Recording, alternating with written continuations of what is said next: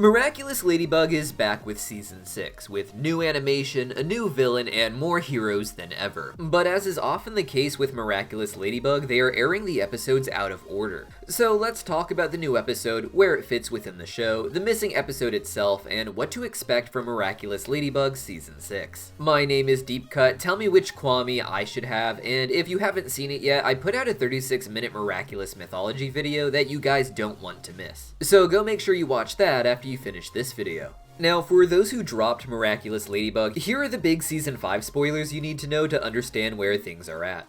Season 5 had all the Kwami falling into the hands of Shadowmoth, with Marinette now having to fight against those powers instead of using them herself. It also focused a lot on Marinette actually dating Adrien, though they still don't know each other's secret identities. The season ended with Ladybug going alone to defeat Shadowmoth, who she learned was Gabriel Agreste, finally beating him and taking back all of the Kwami except for the Moth. After beating Gabriel, he tricks her in a quick moment to get Tiki and Plag, who unified a Gimme, the Kwami of reality who grants any wish. Here, Gabriel wishes that he can trade what's left of his life to make Natalie healthy again, the wish that his wife Emily would have wanted, to make sure there was someone there to take care of their son Adrien. The world is thus now safe from Gabriel, but the season ended with the Miraculous of the Moth falling into the hands of Lila Rossi, who has become the new Shadowmoth, intent on getting the power of the Ladybug and Black Cat so she can make her own wish. Marinette, meanwhile, has the personal drama of not just struggling to connect with Adrien as usual, but now she has to keep the secret of his father's identity from him, not being able to reveal her own identity to him, and not being able to explain that his father was Shadowmoth. Additionally, with Marinette getting the Kwami back, she's decided that each should be held by one of her friends instead of being handed out as needed, leading to Season 6 having a whole team of superheroes running around Paris. It's a great setup for a new era of the show, one that the creators hope will last just as long as the original, 10 years to tell 5 seasons. Though I personally hope that with the new animation format, the episodes can come out a lot faster. Many of you have undoubtedly noticed that the animation has had a huge upgrade from the Season 5 finale. The show was originally animated in a software called Maya, but the version of the software that they had been using was no longer receiving updates and there was no longer technical support to help with glitches. While Miraculous Ladybug could have updated to the latest version of Maya, some of their earliest models used in the show apparently just weren't working with the new versions of the software, and because of that, a lot of their assets would have to be made from scratch again. With that in mind, it was decided to make the move to Unreal Engine, one of the most powerful 3D softwares in the world and an open source program that is known for making high quality 3D animation a lot easier in a lot of ways. Even if you don't love the style because of, say, the models, you probably notice the style of the animation, its backgrounds, and its beautiful colors are a lot more intense than the original 5 seasons. Unreal Engine is known in particular for having a lot of editable and reusable assets that can be used to create beautiful sets. So after the cost of character designs, new sets can cost as little as $50 for the assets pack and a few hours of editing to make it look original and suit your needs. It's a shift I've seen a lot of fans were not happy about with the early leaks that weren't final renders, and thus rather ugly and jittery. But with the final trailers and now this first episode, a lot of fans seem really into the new style, especially when the character is put on their supersuits. The extra layers of stylization that each scene can take has led to a beautiful slew of stock scenarios and situations to reuse, such as the new animations and backgrounds for Shadowmoth's akumatization process. The story, however, may still seem a little confusing to some fans, even ones who had seen the finale, and that's because there is an hour-long Miraculous World special that's meant to take place before this season that sets up its plot. And on top of that, this new episode that we received is actually episode 2 of Season 6, not episode 1.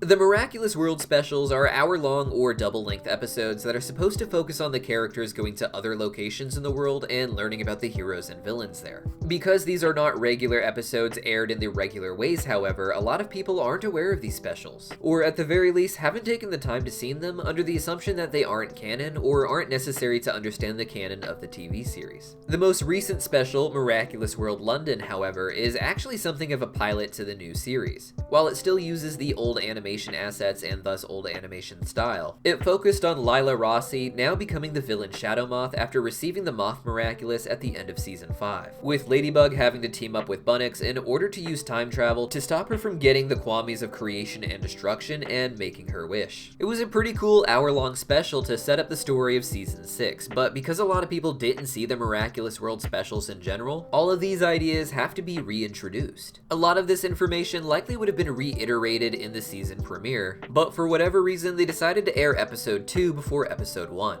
In the episode we did receive, Alia and Carapace end up interviewing people who had been akumatized by this new Shadow Moth, trying to find any new information about this person that they can. In doing this, we learn that their previous teacher and now mayor of Paris, Miss Bustier, was akumatized when she was worried about the future of her baby. This makes sense as the plot of the first episode, which is called Climatic Queen. With so many of these episodes being named after supervillains, it makes sense that Miss Bustier would be the one akumatized in this episode.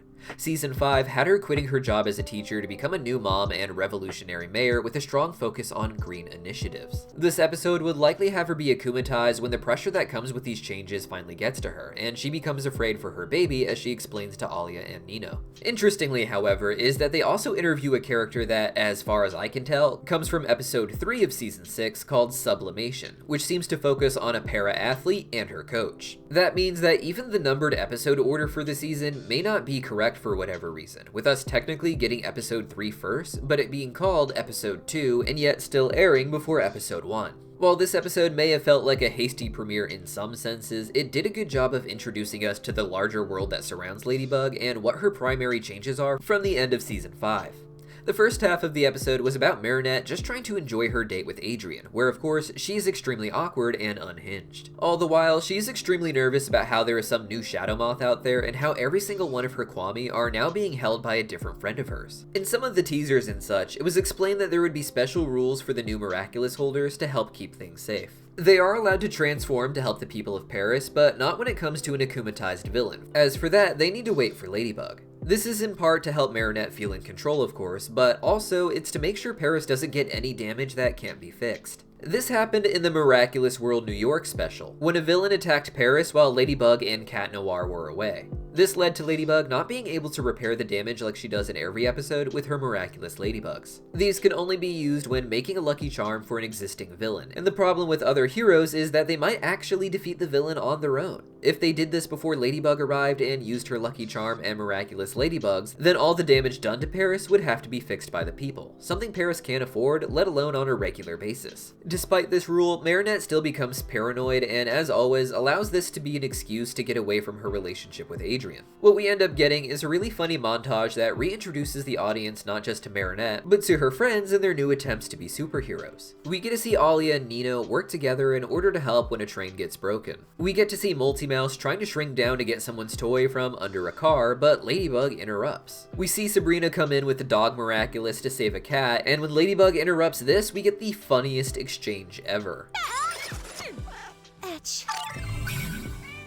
It's the kind of hilarious antics that always made up the heart of the Miraculous Ladybug show, and when a kid gets akumatized, it makes the perfect transition into an epic battle. I have to say, I'm really impressed with how the battle looks in the new animation format, and this is maybe the best battle that they could have done to introduce us to the world again, one that's kind of epic in scale with multiple heroes. In the end, it's a pretty good episode to introduce us to the world again, to remind us that there's a new Shadow Moth out there that Ladybug knows very little about, and that she's now working with a team of heroes. It ended with the emphasis that this will be a season with a lot of those heroes getting their own focus, and Marinette will just have to be okay and trust that they are the right people to be holding their Miraculous. My favorite thing in this episode was Ladybug's new amulet that she gave to the akumatized little girl, which had a very cool yin-yang symbol on it. These will still have different designs for each character in each episode, but after 5 seasons, the yin-yang symbol has become increasingly important to Ladybug herself, with her Ladybug of Creation representing Yang, and Adrien's Black Cat of Destruction representing Yin. By the end of season 5, Ladybug unifies Tiki and Plag, representing her mastery and integration of these different aspects, light and dark. And as far as an out-of-order episode goes, it's a fun first visual to remind us of that mastery. But for more information on that, check out the 36-minute Miraculous Ladybug video I did, where I get into the history of the show and how the idea of yin and yang as a spinning wheel of balance affected the production, the writing, and the characters.